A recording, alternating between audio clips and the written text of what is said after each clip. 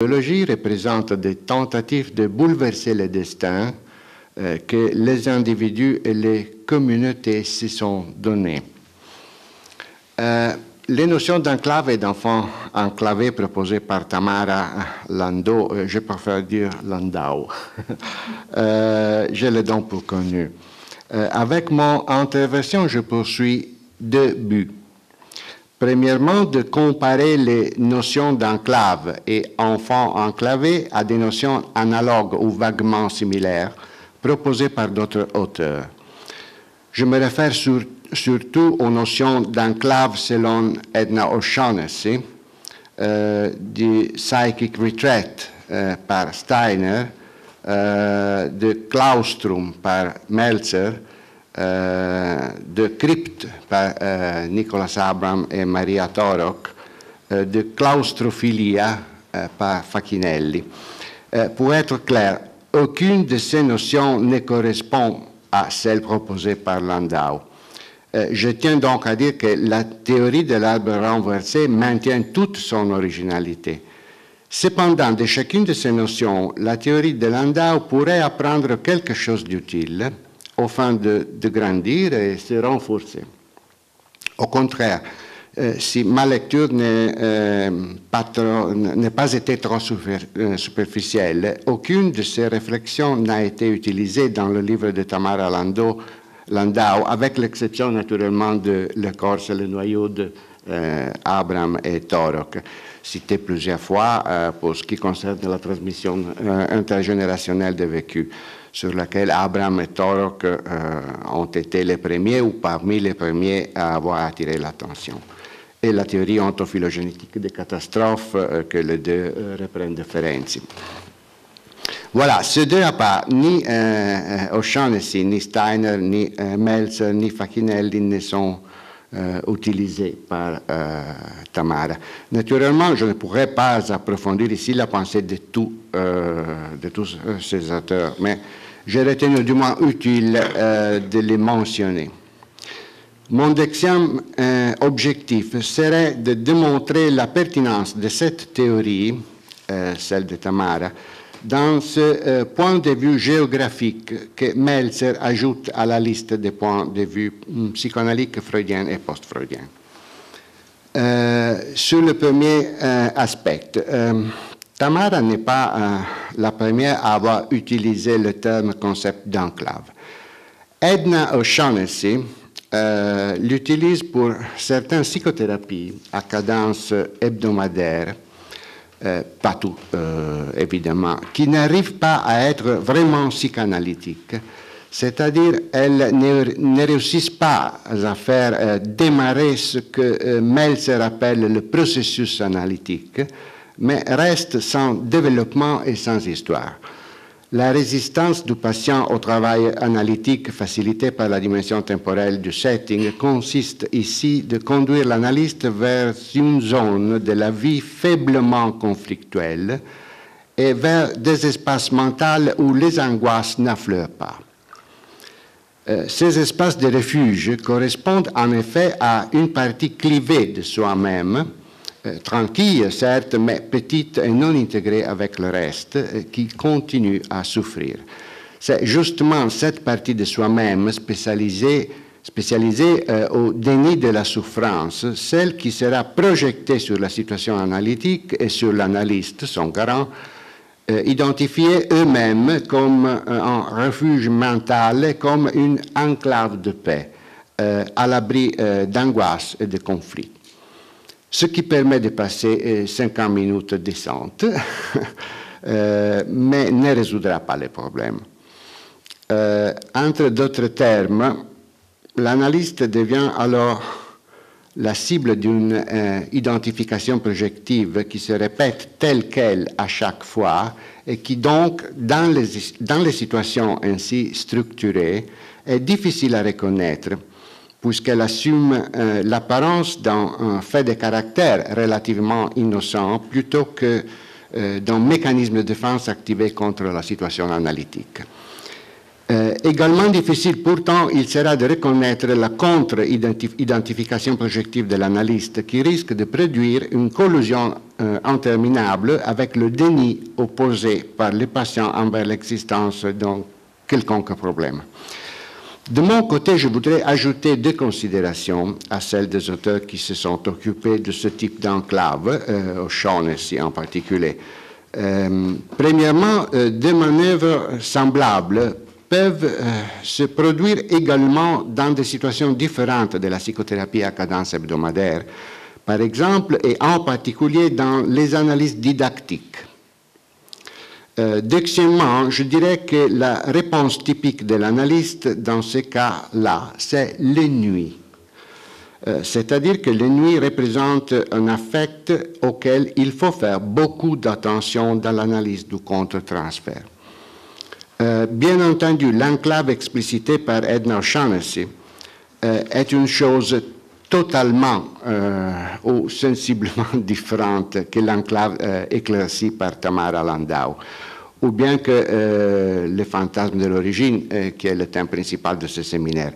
Il est vrai que l'enclave de O'Shaughnessy est une région de la vie mentale dominée par le déni, mais pas une région secrète et profonde du soi. Au contraire, il s'agit d'une région périphérique, caractérisée par des fonctions que l'on pourrait définir essentiellement adaptives. Une région où l'analyste est attiré comme si l'on voulait le détourner. Tout cela n'a rien à faire ni avec le fantasme typiquement féminin d'inclure le corps maternel et d'être en même temps inclus à l'intérieur du corps, ni avec le bouleversement logique de l'ordre de génération que Landau dénomine arbre renversé. Toutefois, on ne peut pas exclure que les deux enclaves peuvent coexister. On peut trouver des analysants ou mieux de non-analysants où l'enclave dans le sens de Edna O'Shaughnessy détourne l'analyste de l'enclave selon Tamara Landau, comme un trompe-l'œil ou un buisson qui couvre l'entrée dans le labyrinthe. Les observations d'Edna O'Shaughnessy, il faut le reconnaître, sont très utiles dans la pratique de l'analyse. Toutefois, elles ne sont pas tellement créatives et autrement que celles de Tamara ne ferait pas le bonheur d'un théoricien comme Matte Blanco s'il était vivant et pouvait le lire.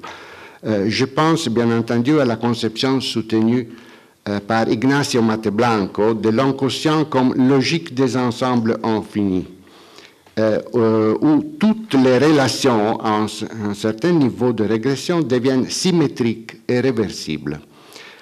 Selon une telle logique, on pourrait dire que si A est la mère ou bien la grand-mère de B, alors B est aussi la mère ou la grand-mère de A, et donc fille ou petite-fille de soi-même. Je ne sais pas si Tamara connaît Matte Blanco et la mesure où elle le connaît, mais je suis persuadé qu'elle pourrait trouver dans la pensée de cet auteur plusieurs idées qui permettrait de modéliser la théorie de l'arbre renversé sur le terrain logico-mathématique. John Steiner aussi parle de refuge mental, psychic retreat, surtout se référant à l'organisation mentale des patients borderline et ou pervers. Dans ces cas-là, il s'agit de sujets avec des éléments psychotiques où survivent des représentations irréalistes du corps propre d'autrui, soutenu de défenses archaïques comme le clivage et le déni, exemple typique la femme avec le pénis. Ces sujets, dit Steiner, sacrifient une partie de soi, un coin dans sa tête, un espace secret où la croyance irréaliste et d'une certaine manière délirante peut être gardée loin de la partie saine qui sait que cela ne peut pas être. Par conséquent, le moi peut s'installer dans la partie saine, en quelque sorte préservé du délire, et de temps en temps se réfugier dans l'espace secret et faire semblant que la croyance soit vraie. Ce va-et-vient est typique dans les cas de perversion, au fond desquels il y a toujours, selon Steiner, un bouleversement de la vérité, twist of the truth. L'espace secret de l'organisation borderline perverse décrite par Steiner ressemble pour certains aspects à l'espace transitionnel, mais avec beaucoup de considérables différences qui en expliquent la nature pathologique. En effet, il s'agit d'un espace réifié où les sujets répètent toujours le même jeu avec des objets impossibles. Donc, un espace où l'objet intérieur, impose sa loi. Ce concept est particulièrement clair lorsqu'on pense au fétichisme, où le moi pense utiliser un objet extérieur, tandis qu'en réalité, il vient d'être utilisé par un objet antérieur. Mais on le trouve aussi dans d'autres situations différentes de la perversion, chaque fois que l'expérience de l'impossible remplace l'expérience du possible. Il s'agit donc d'une zone du psychisme où il n'existe pas de développement puisqu'il est impossible d'apprendre par l'expérience. À l'intérieur de cette zone refuge, les parties les plus faibles de soi sont tenues en otage par de mauvais objets, pseudo-sauveurs, dont la proximité donne une toute-puissance illusoire. Mais quels sont donc les objets du monde antérieur qui tyrannisent le sujet et le maintiennent paralysé comme une attrape sur souris? Steiner s'en remet ici à Meltzer, qui décrit 3 compartiments dans lesquels le monde intérieur de la mer intérieure sera différencié selon une logique primitive de type infantile de haut en bas. La mer tête, la mer sein et la mer cloaque. La première est une figure omnisciente, tout œil et cerveau, qui voit tout et dispose de la bonne réponse pour toutes les questions.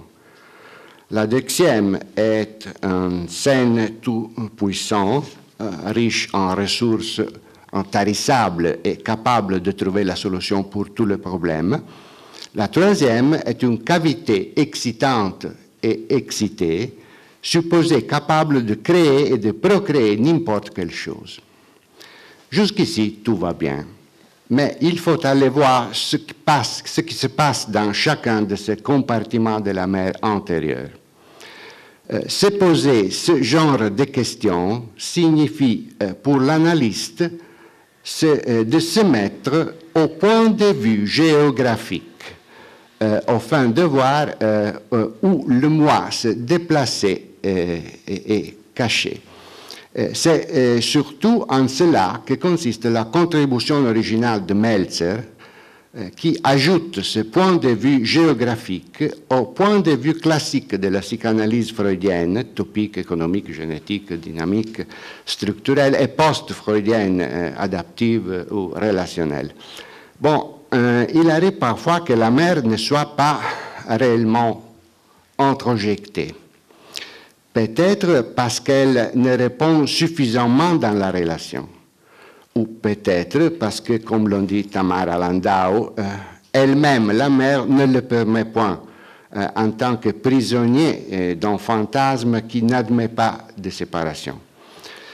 Dans ces cas, l'enfant, ne pouvant pas l'introjecter, ne peut faire rien d'autre que de l'incorporer. Telle qu'elle, il la voit, avec ses compartiments et leur contenu imaginaire. Et il ne lui reste aucune autre manière de se mettre en relation avec elle que de formes d'identification projective intrusive avec ces contenus-là. Mais ceci est précisément la manière dans laquelle des parties infantiles du soi restent prisonnières dans l'un des 3 compartiments, dans la tête, dans le sein ou dans la cloaque. C'est à quoi correspondent des styles de vie paralysés et, comment le dire, des religions privées, qualifiables respectivement comme oraculaires dans la tête, ou nirvaniques dans le sein, ou priapiques dans la cloaque.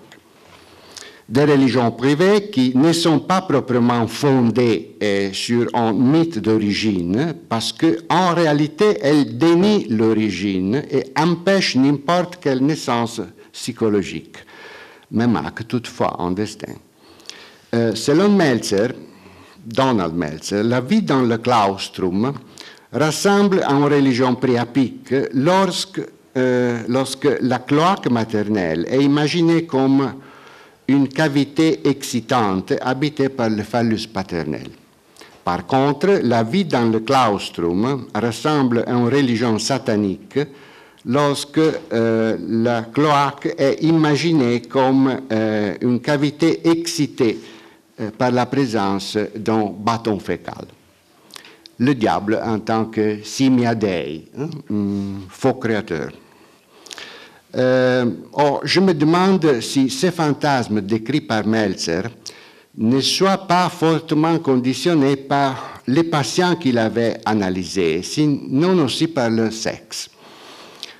En fait, cette image du rectum comme la parodie de l'utérus pourrait être interprétée comme typiquement masculine, dictée par l'envie.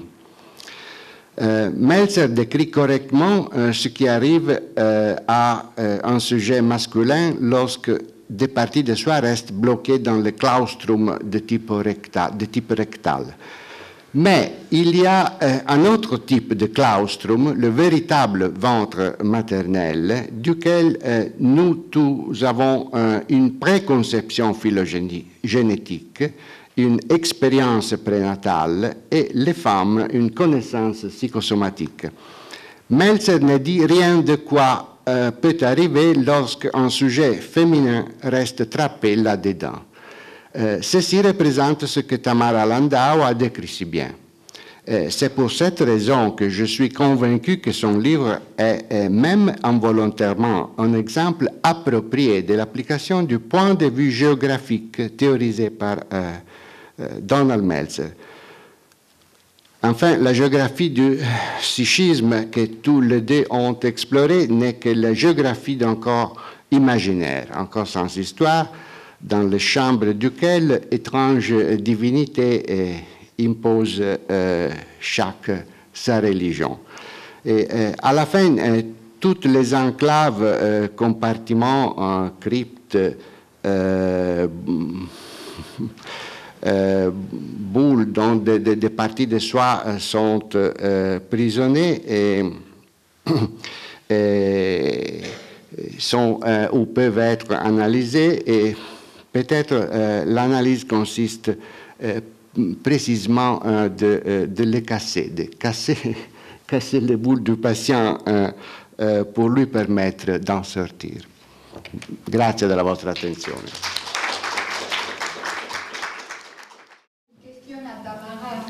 Qu'est-ce qu'elle pense elle-même de l'interprétation qu'on vient d'être faite de certaines positions qu'elle a prises dans son livre par rapport à les cases de Meltzer? Je pense que effectivement Meltzer, Klein par d'autre côté, ou Bion, par d'autre côté, ont visé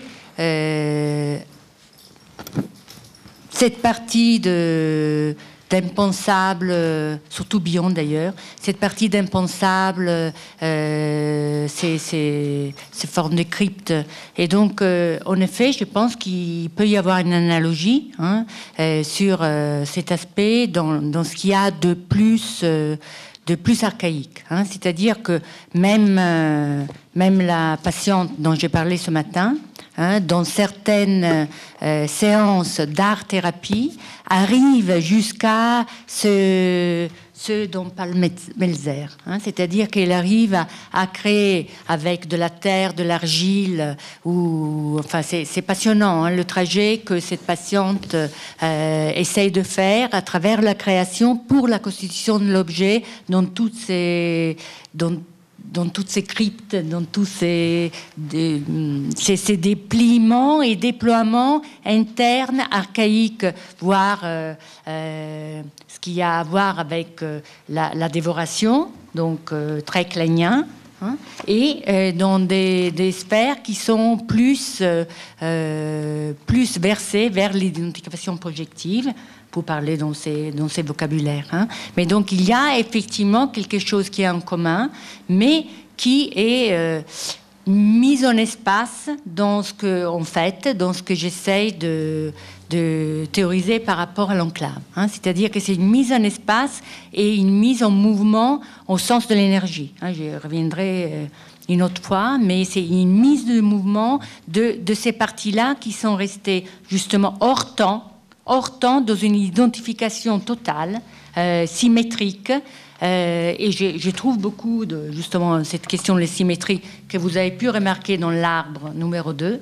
Hein, et ça correspond à tout un questionnement sur l'inscription dans l'espace, en fait.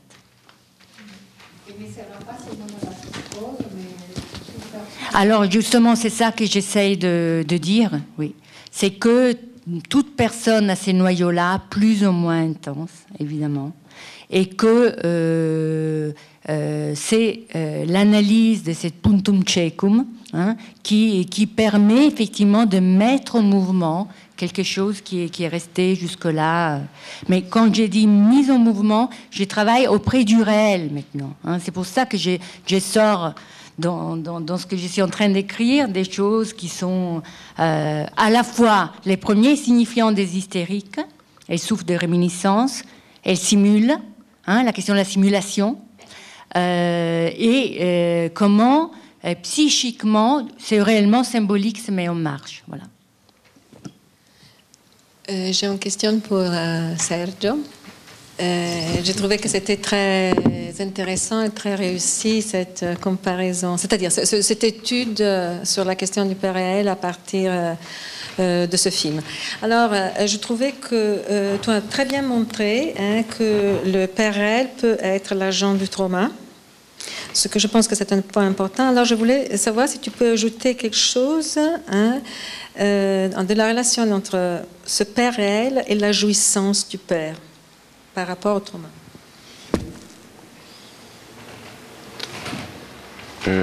Cercherò, preferirei essere tradotto perché se è possibile. Piccole frasi, sì. Cercherò di rispondere, ti ringrazio per il complimento comunque, cercherò di risponderti e non è facile la risposta perché la domanda è molto intelligente, molto... Je vais essayer de répondre, mais ça ne va pas être facile parce que la question est trop intelligente. Pour moi, pour moi. Mais fondamentalement, je pense qu'il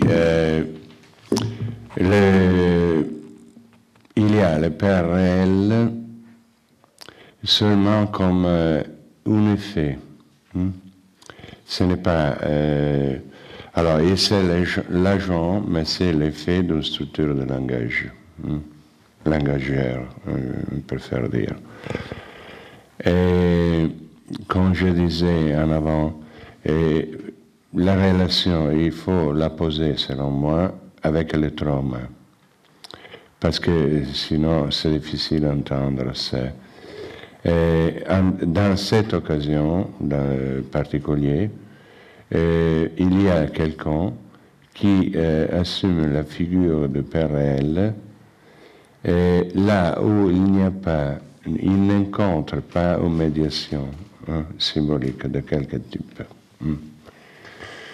Alors, le trauma, c'est ça qu'on ne peut pas écrire dans la structure du sujet. C'est pourquoi je disais qu'une analyse peut bouleverser ça, parce qu'une analyse commence, il fait un processus inverse. Hein? Il part de... il y a une question que je poserai au public, mais aussi à toi, Paola, Parce que je sais que tu as travaillé sur le trauma en particulier. Pourquoi aujourd'hui les analystes ne parlent plus de transfert négatif, ou très peu de transfert négatif? Ils parlent souvent, et justement, de l'amour du transfert, mais ils ne parlent plus de l'haine du transfert. Hein? C'est une demande à laquelle maintenant je ne sais pas répondre, mais je laisse à la réflexion. Et peux-je dire quelque chose? Ça peut être une demande qui va investir comme aujourd'hui on entend de la psychanalyse. Et jusqu'à ces points, on pousse l'analyse. Hein? Je pense que là-bas, dans les transferts négatifs, le père réel devient l'agent de la guérison. Hein? J'use ce terme. Il peut devenir l'agent de la guérison dans un processus inverse auquel il s'est trouvé à vivre dans son histoire. Je ne sais pas si j'ai été répondu, mais en quelques modalités peut-être. Oui. Oui, alors ça marche là? Oui, alors je remercie d'abord Sergio Cottardi d'avoir introduit le père dans la problématique de l'enclave. Je crois que c'est en effet très important. Mais j'arrive pas bien à mesurer dans quelle mesure je suis d'accord ou pas d'accord avec ce que vous avez dit, avec les distinctions que vous avez faites. Et donc je vais essayer de proposer les miennes et vous me direz si vous vous y retrouvez. Ma question porte sur le père réel. Alors, le père symbolique, pour moi, eh bien, on peut l'entendre de différentes façons. Pour moi, le père symbolique, c'est celui qui assure la fonction paternelle. La fonction paternelle, me semble-t-il, il y en a deux. Une qui est de séparer de la mère. Ça n'est possible que dans la mesure où il n'est pas une doublure de la mère, évidemment. Et puis, c'est d'envoyer vers l'avenir.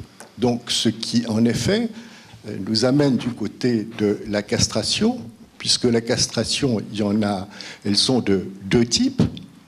Il y a la castration qui est donnée par le père symbolique au sens que je viens de dire, c'est-à-dire qu'elle se produit quand la personne qui remplit la fonction de père symbolique peut transmettre à l'enfant qui a des limitations de jouissance qui aident à grandir et à aller vers l'avenir, et d'autres pas. La castration qui n'est pas symbolique, de mon point de vue, elle renvoie au père imaginaire. Je ne vais pas m'arrêter là-dessus, mais par exemple, ceux qui ont lu La légende des siècles, on peut repérer qu'en effet, il est question du père imaginaire dans tous les poèmes de La légende des siècles, c'est-à-dire le père comme menace.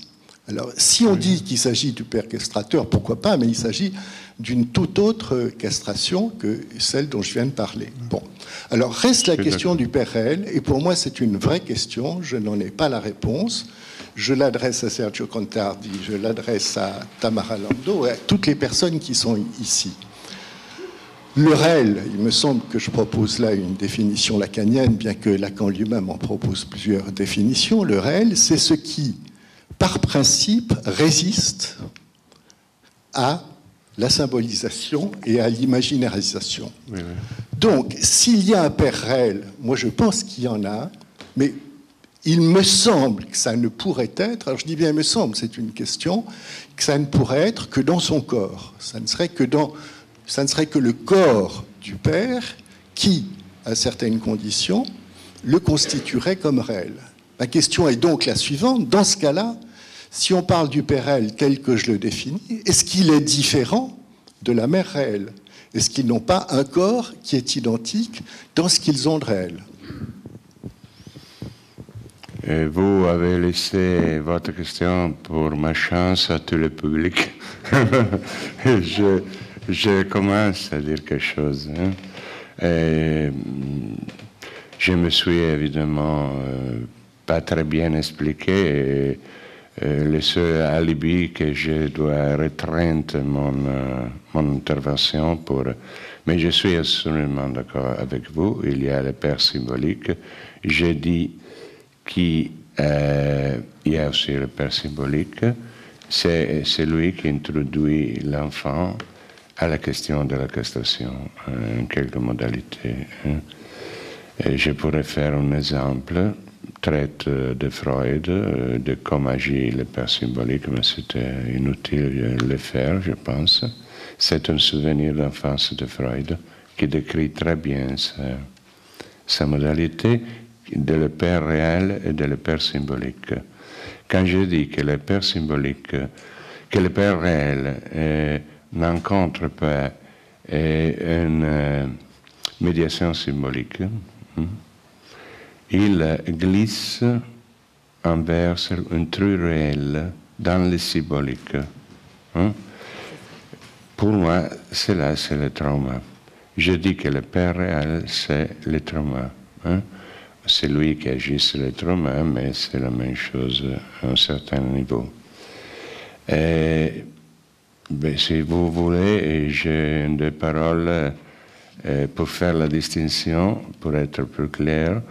Un mot seulement sur le souvenir d'enfance de Freud que vous connaissez. Freud analyse un rêve dans l'interprétation du rêve, dans son livre, et il fait une association. Un écrivain, si on veut, c'est sa auto-analyse, son auto-analyse. Alors il dit, mon père avait pris l'habitude, quand j'étais un enfant, de faire un